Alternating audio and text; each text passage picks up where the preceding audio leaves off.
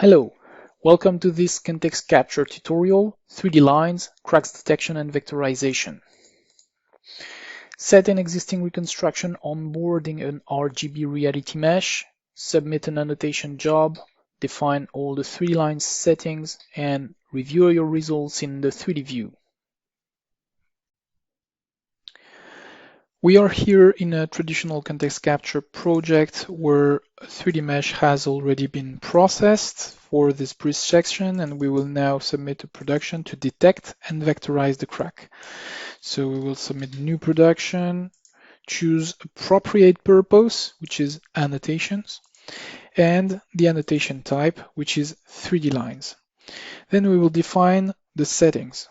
Either we will rely on a new 2D segmentation that will identify the cracks in the images, or we will import existing annotation. In our case, we will run a new segmentation.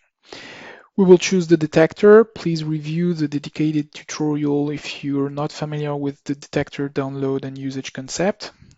The minimum views to vote, and here we have some settings that we can turn on or off depending on what we're looking for, plus the ability to only work with significant size components. We'll press next, choose the spatial reference system, next, and submit. After some processing time, the job is complete and the results can be reviewed in the 3D view.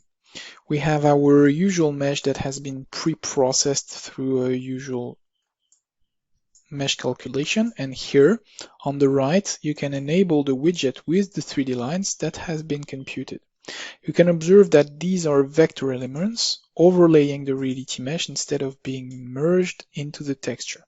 These individual elements can be exported and used in third-party solutions.